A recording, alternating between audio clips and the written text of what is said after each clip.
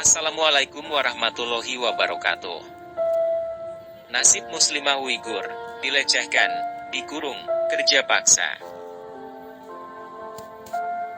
Sahabat kisah Islami yang dirahmati Allah.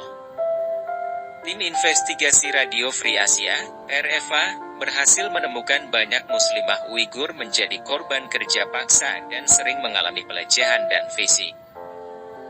Ada sebuah pabrik tekstil di daerah Maralbeksi, Kashgar, Turkistan Timur, Xinjiang. Namanya Wanhe Garment Co. Ltd. Belum lama ini tim investigasi Radio Free Asia, RFA, berhasil menemukan beberapa data penting terkait pabrik itu, usai mewawancari beberapa sumber seperti petugas keamanan pabrik, pejabat pemerintahan, dan beberapa pihak lainnya.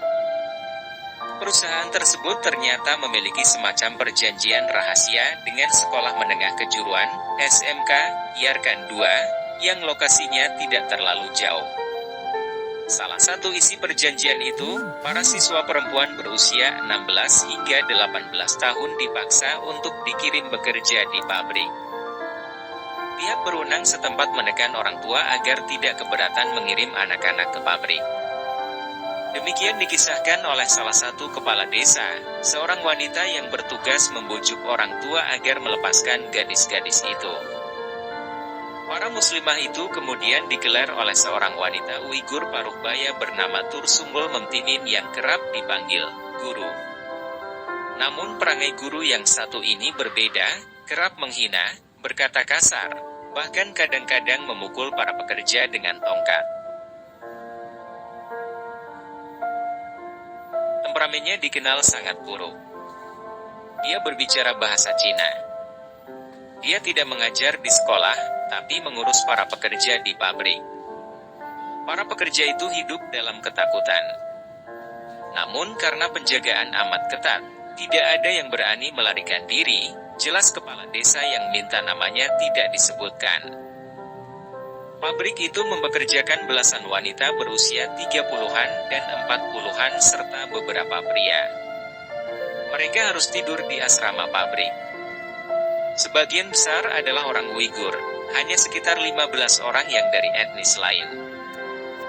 Kerja paksa.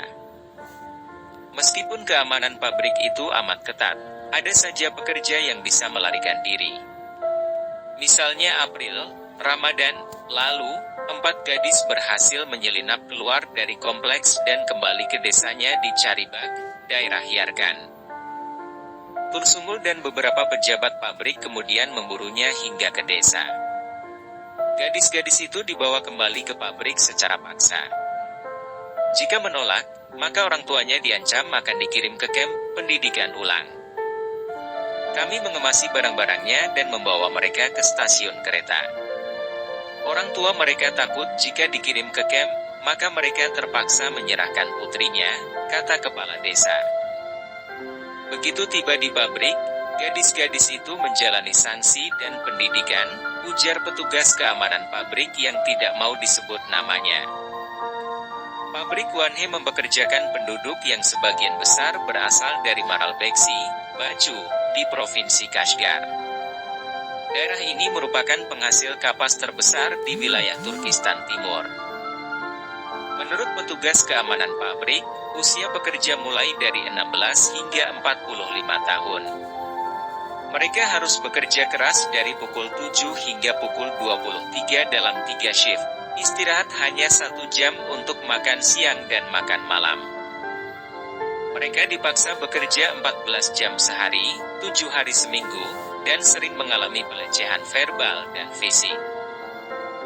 Meskipun bekerja full-time, upahnya hanya sekitar 300 yuan, 42 dolar Amerika atau sekitar 600 ribu rupiah, atau paling banter 400 yuan, 56 dolar Amerika atau sekitar 800 ribu rupiah, per bulan.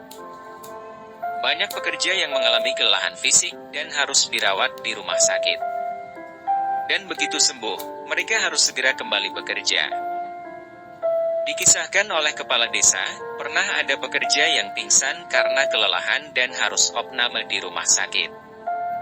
Setelah sembuh, pekerja itu sebenarnya ingin rehat sejenak di rumahnya. Namun Tursumul mengancamnya. Pekerja itu pun dipaksa langsung kembali ke pabrik. Perjanjian rahasia. Menurut seorang pejabat desa yang tidak mau disebut namanya, rekrutmen pabrik di SMK 2 Yarkan dilakukan pertama kali pada Februari 2017. Saat itu ada 90 siswa berusia 15 hingga 18 tahun yang dibawa, berdasarkan sebuah perjanjian kontrak. Para pekerja maupun keluarganya tidak mengetahui isi perjanjian kontrak itu. Yang jelas, perjanjian itu ditantangani oleh kepala sekolah. Kepada Reva, seorang pejabat di Biro Pendidikan Kabupaten Yarkan menggambarkan isi kontrak sebagai rahasia negara. Saya tahu kontrak antara SMK dan pabrik pakaian Wanhe. Tapi itu dianggap sebagai rahasia negara, jadi kami tidak bisa mengatakannya, kata pejabat yang meminta namanya tidak disebutkan itu. Penjaga pabrik juga membenarkan tentang adanya kontrak rahasia itu. Saya tidak bisa memberitahu Anda jika ada dalam kontrak bahwa para pekerja tidak dapat meninggalkan pabrik atas kemauan sendiri. Pabrik Wanhe didirikan di zona industri di Maralbeksi pada tahun 2014. Ini adalah salah satu dari ribuan perusahaan tekstil dan garmen di kawasan Turkistan Timur. Rezim komunis Cina juga mendirikan sekolah kejuruan untuk melatih warga setempat dalam penggunaan mesin jahit dan peralatan lainnya. Pada akhir 2020, kapasitas produksi tekstil di Turkistan Timur menyumbang 17,6% dari total kapasitas Cina. Industri ini mempekerjakan hampir 600.000 orang. Perusahaan tertarik berproduksi di sini karena upah tenaga kerjanya murah. Wallahu a'lam bishawab. Wassalamualaikum warahmatullahi wabarakatuh.